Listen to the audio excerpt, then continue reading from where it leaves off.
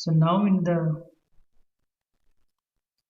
characteristics of drain, total in this MOSFET working, after the working of MOSFET, now we'll study about the two characteristics. One is drain characteristics, another one is transfer characteristics of N channel depletion region. So in the case of drain characteristics, so whatever the graph we plotted, it is in between the two parameters. One is VDS, that means drain to source voltage, and the drain current. So in this we are getting the two different region. One is ohmic region, another one is the saturation region, and this part is called as a cutoff region.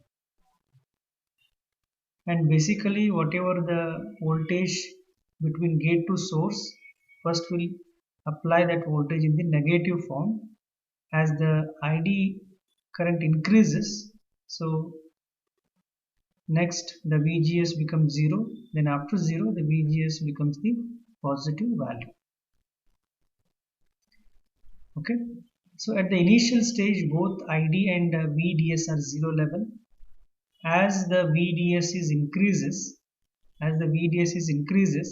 slowly the drain current also increases, but at the same time whatever the parameter VGS, that is the voltage between gate to source, and this voltage you have to keep constant. First to keep a minus 5 volt of VGS, then vary VDS and ID.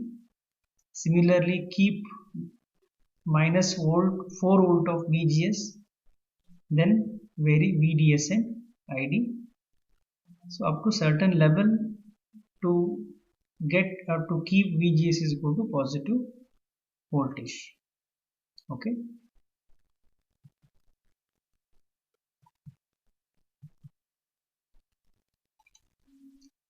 So next in transfer characteristics, almost same as previous characteristics of drain.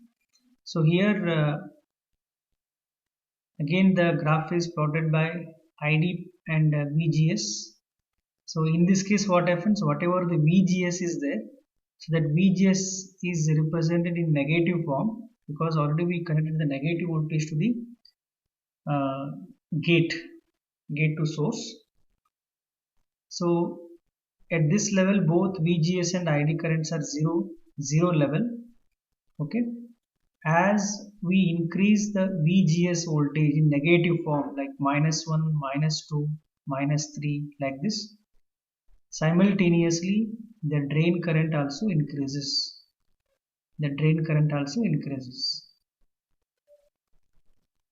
Okay, so up to certain level the VGS is increases.